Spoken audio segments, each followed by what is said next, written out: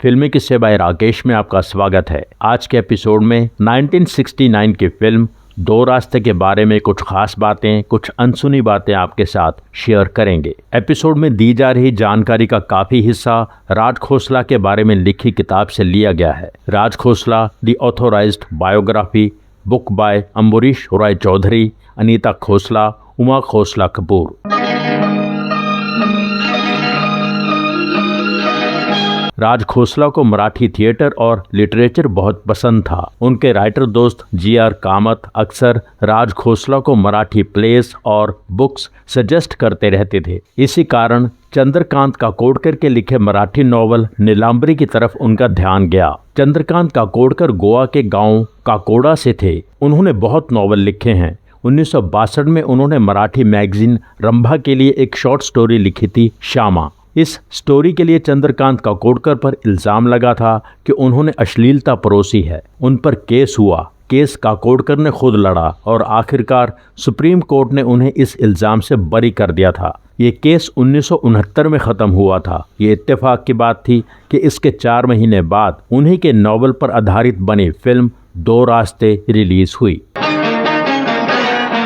बात को शुरू से शुरू करते हैं। चंद्रकांत काकोडकर का मराठी नॉवल नीलांबरी 1962 में पब्लिश हुआ था। इस पर फिल्म बनाने का विचार राज खोसला को जल्दी ही आ गया था। जब असल में दो रास्ते पर काम शुरू हुआ तब राज खोसला की फिल्म अनीता पूरी हो रही थी, चिराग बन रही थी। फिल्म का हीरो राजेश खन्ना को साइन कर लिया गया। उनके साथ मुमताज को साइन कर लिया गया। कहा जाता है राजेश खन्ना को जब दो रास्ते के लिए चुना गया तब राजेश खन्ना के कहने पर ही मुमताज को दो रास्ते में फाइनल किया गया, क्योंकि उन दिनों राजेश खन्ना निर्माता जीपी सिप्पी की फिल्म में काम कर रहे थे। उसमें पहली बार मुमताज को राजेश खन्ना के साथ हीरोइन पेयर किया गया था। फिल्म थी बंधन, जो निर्देशक नरेंद्र बेदी की पहली फिल्म थी। मुमताज दो रास्ते में भी काका की हीरोइन बन गईं। मोहन कुमार की 1962 में आई फिल्म अनपढ़ में बिंदु माला सिन्हा की बेटी बनी थी। इस फिल्म के बाद प्यारेलाल संतोषी ने बिंदु को अपनी फिल्म 3 तितलियां के लिए मेन लीड एक्ट्रेस साइन कर लिया था। बिंदु के साथ हीरो थे फिल्म इंडस्ट्री में नए नए आए नौजवान प्रेम चोपड़ा। वो फिल्म नहीं बन पाई।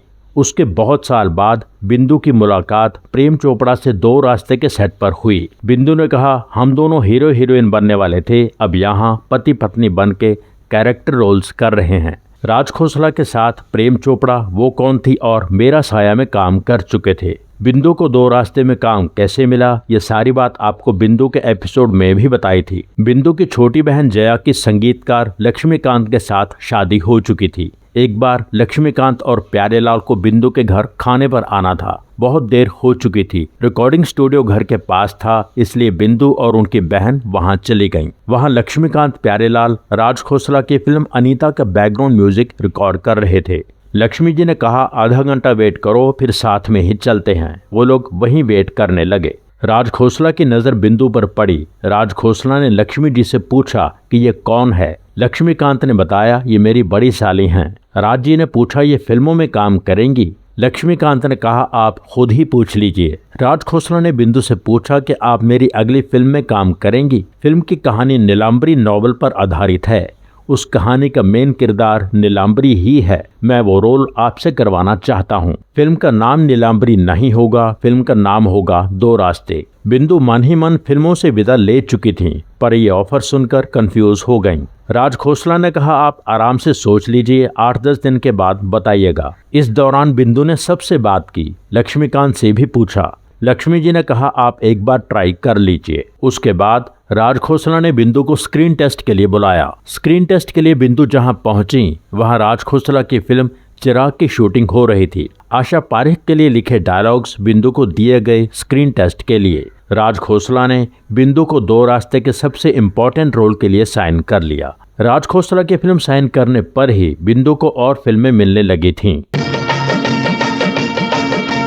दो रास्ते की शूटिंग शुरू हो गई थी, पर बिंदु का काम कुछ दिन बाद शुरू होना था। राज खोसला ने बिंदु से कहा कि सेट पर आके फिल्म के बाकी कलाकारों का काम देखो, इससे तुम्हें कहानी और किरदारों को ठीक से समझने का मौका मिलेगा। एक बार बिंदु महबूब स्टूडियो में शूटिंग पर थीं, तब गाना शूट हो रहा था बिंदिया चमकेगी। आनंद बख्शी से बिंदु का जब भी आमना सामना होता था तो आनंद बख्शी हंसते हुए कहते थे, बिंदिया जरूर चमकेगी, तुम देखना।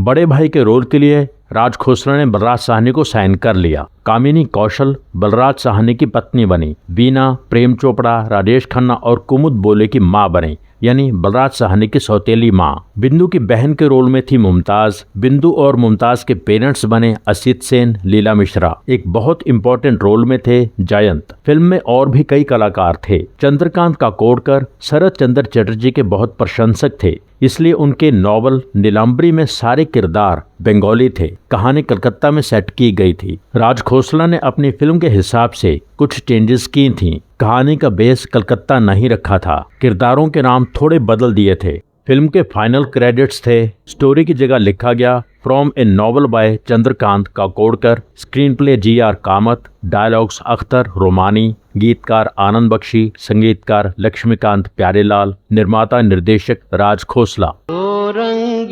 दुनिया के और दो रास्ते,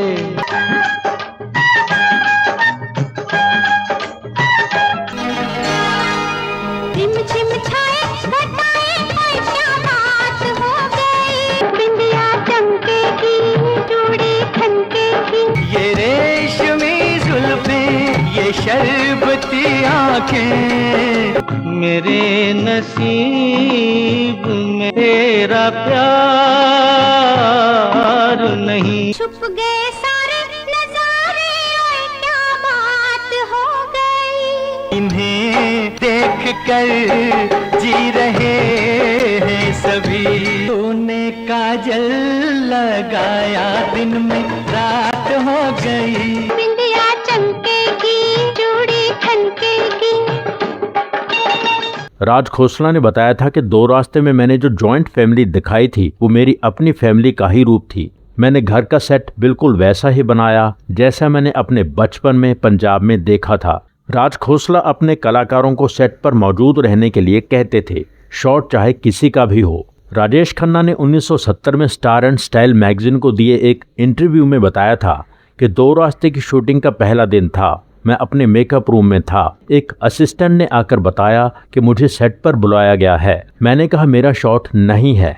असिस्टेंट ने कहा हाँ जी, पर राज साहब आपको सेट पर चाहते हैं। राजेश खन्ना को इस बात पर बहुत गुस्सा आया। वो सेट पर पहुंचे। राज खोसला कैमरा के पास गुस्से में खड़े थे। कैमरा मुमताज का शॉट लेने के लिए तैयार था। राज खोसला ने राजेश खन्ना की तरफ बिना देखे कहा, वहां कुर्सी पर बैठ जाओ। राजेश खन्ना बैठ गए। राजेश खन्ना ने बताया था कि मैं बहुत कुछ कहना चाहता था पर कुछ कह नहीं पाया। राज खोसला को काम करते हुए देखता रहा। जैसे जैसे मैं देख रहा था मेरा काम की तरफ इंटरेस्ट बढ़ता गया। मुझे फिल्म की कहानी, बाकी कलाकारों के किरदार बहुत ठीक से समझ आने लगे थे। तब मुझे समझ आया कि क्यों राज खोसला सबको सेट पर बिठाकर रखते हैं, शॉट चाहे किसी का भी हो। इससे सबको अपने अपने किरदार निभाने में बहुत आसानी होती है। बिंदिया चमकेगी गाने की शूटिंग के समय राजेश खन्ना को लग रहा था कि राज खोसला मुमताज को ज्यादा इम्पोर्टेंस दे रहे हैं, उनके बहुत क्रिएटिव शॉट्स ले रहे हैं। इसलिए राजेश खन्ना और राज खोसला एक दूसरे से दूर कुर्सी पर बैठ जाते थे। मुमताज को लग रहा था कि राज खोसला राजेश खन्ना को ज्यादा इम्पोर्टेंस दे रहे हैं। प्रीव्यू थिएटर में जब राजेश खन्ना और मुमताज ने बिंदिया चमकेगी गाना देखा तो ये देखकर हैरान और खुश हो गए कि राज खोसला ने कितनी खूबसूरती से दोनों कलाकारों को बैलेंस किया था। मुमताज तो ये गाना देखकर बहुत ज्यादा खुश हो गई थीं। तब उन्हें अंदाजा भी नहीं था कि यही गाना उन्हें घर घर की चहेती हीरोइन बना देगा।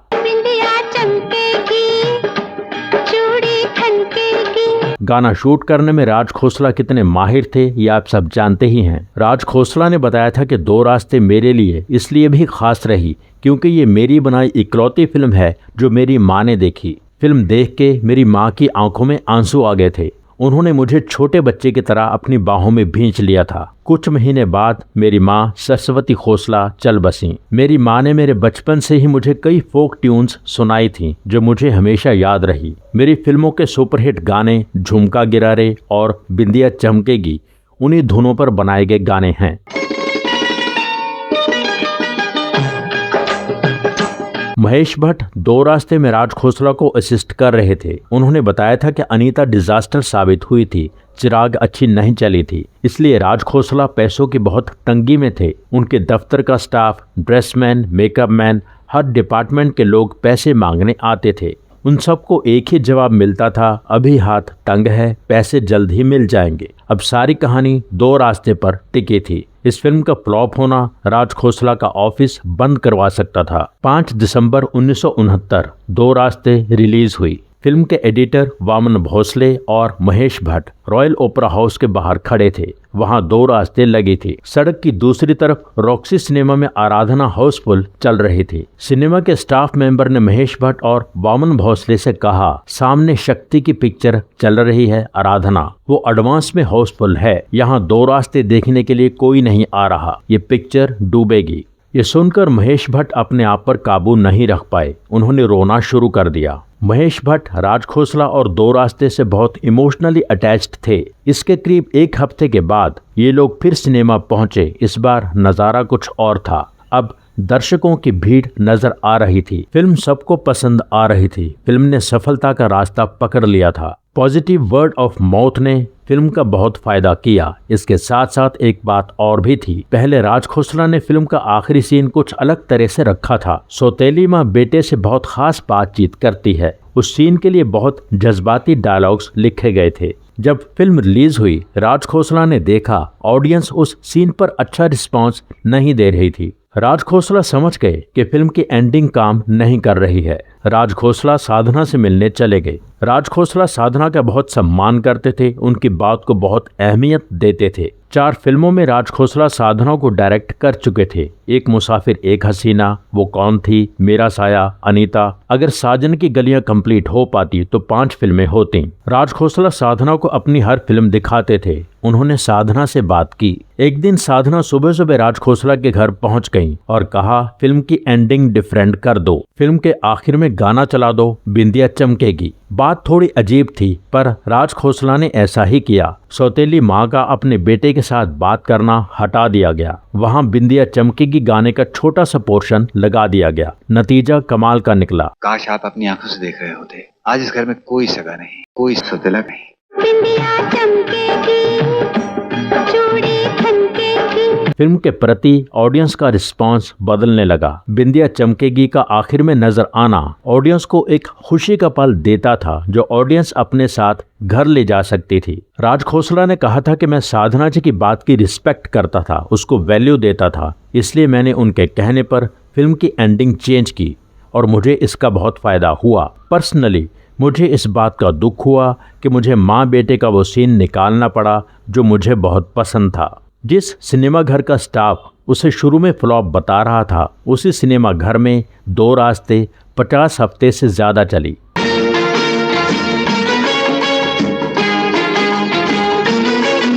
जब फिल्म की सिल्वर जुबली हुई, यानी 25 हफ्ते पूरे किए थे, तब राज खोसला ने राज कपूर को इनवाइट किया था सबको ट्रॉफीज देने के लिए। महेश भट्ट ने बताया था कि मेरी सैलरी 300 रुपये महीना थी, मुझे 300 रुपये का बोनस भी मिला था, यानी एक सैलरी एक्स्ट्रा। हंसते हुए भट्ट साहब ने कहा था कि शायद ये बोनस उन आंसुओं के लिए मिला था जो मैंने सिनेमा के बाहर बहाए थे। दो रास्ते 1969 की दूसरी सबसे बड़ी हिट थी आराधना के बाद। इसके बजट की कोई सही इन्फॉर्मेशन नहीं है। इसकी नेट कलेक्शन थी 3.25 करोड़ के आसपास। फिल्म ब्लॉकबस्टर हिट थी। राजेश खन्ना को सुपरस्टार बनाने में सिर्फ आराधना का ही नहीं, दो रास्ते का भी बहुत बड़ा हाथ था, क्योंकि ये दोनों फिल्में back to back blockbuster hit हुई थीं। दो रास्ते से जुड़ी खास बातों में इसके खास म्यूजिक की बात ना हो तो बात अधूरी रह जाएगी। आनंद बख्शी, लक्ष्मीकांत प्यारेलाल के तालमेल से बने गानों ने फिल्म की बेमिसाल सफलता में अपना पूरा योगदान दिया।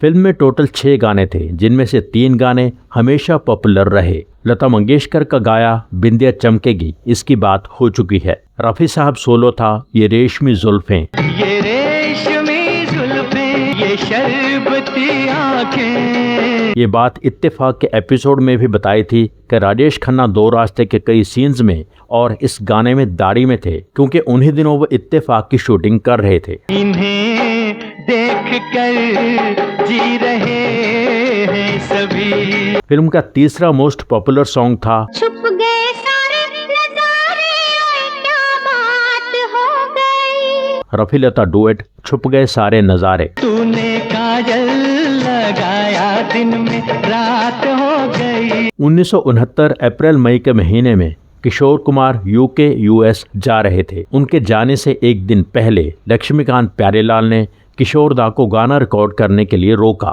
2 रास्ते में किशोर दा का गाया ये इकलौता गाना था। बहुत अच्छा गाना था। ये गाना धीरे धीरे पॉपुलर हुआ था। खिज़ां के फूल पे आती कभी बहार नहीं, मेरे नसीब में ए दोस्त तेरा प्यार नहीं। मेरे नसीब में तेरा प्यार नहीं। चाइल्ड आर्टिस्ट नईम सैयद यानी जूनियर महमूद कई फिल्मों में काम कर चुके थे। ब्रह्मचारी ने उन्हें बहुत पॉपुलर कर दिया था। 2 रास्ते में वो भी एक रोल निभा रहे थे। उन पर फिल्माने के लिए गाना बनवाया गया। गाना लता जी ने गाया था। अपनी अपनी बीवी पे सबको गरूर है। अपनी अपनी बीवी पे सबको गुरूर है। फिल्म का टाइटल सॉन्ग मुकेश जी ने गाया था। 2 रंग दुनिया के। 2 रंग दुनिया के और 2 रास्ते। 2 रास्ते में इन सब गानों के साथ एक गाना और भी था जो थोड़ा थोड़ा सुनाया गया। 1937 में आई फिल्म प्रेसिडेंट का गाना था एक बंगला बने न्यारा। केएल सहगल ने गाया था। इस फिल्म के संगीतकार थे आरसी बोराल और पंकज मलिक। ये यादगार गाना लिखा था केदार शर्मा ने। राज खोसला ने इस गाने को 2 रास्ते में एक थीम की तरह इस्तेमाल किया। थोड़ा थोड़ा पोर्शन सुनाया है। ओपनिंग टाइटल्स में भी इसकी धुन सुनाई जाती है। इस गाने को 2 रास्ते में सुनाने के लिए परमिशन ली गई थी और फिल्म के शुरू में बाकायदा हिंदुस्तान म्यूजिकल प्रोडक्ट कलकत्ता का शुक्रिया किया गया। बंगला बने न्यारा, रहे कोनो बाज इसमें सारा। ये गाना राज खोसला के दिल के बहुत करीब था। वैसे भी वो केएल सहगल के गानों के दीवाने थे। बंगला बने न्यारा। ओवरऑल 2 रास्ते का हर पहलू बहुत स्ट्रॉन्ग था। बलराज साहनी का काम बहुत अच्छा था, हमेशा होता था। बिंदु पूरी तरह छाई रही। इस फिल्म के बाद बिंदु को बहुत काम मिलने लगा। प्रेम चोपड़ा का काम बहुत अच्छा था। उनके करियर में भी ये फिल्म बहुत इम्पोर्टेंट रही। मुमताज के पास असल में करने लायक कुछ ज्यादा नहीं था। उनका काम गाने गाना ही था। गानों ने ही मुमताज को बहुत पॉपुलर कर दिया था। अब वो स्टार हीरोइन बनने के रास्ते पर निकल पड़ी थीं। राजेश खन्ना का रोल बहुत इम्पोर्टेंट था। उनके रोल में कई रंग थे। राजेश खन्ना ने बहुत अच्छा काम किया था। सपोर्टिंग एक्टर्स सब अच्छे थे। जयंत का काम शानदार था। वीना, कामिनी कौशल, लीला मिश्रा, असीत सेन और बाकी सब कलाकारों का काम अच्छा था। 2 रास्ते के बारे में कोई और बात आप लोग शेयर करना चाहते हो तो कमेंट करके शेयर कीजिए। इसके साथ ही 1969 की फिल्म 2 रास्ते के बारे में यह खास एपिसोड यहाँ पूरा होता है। एपिसोड के बारे में अपनी राय जरूर लिखें। Thank you so much.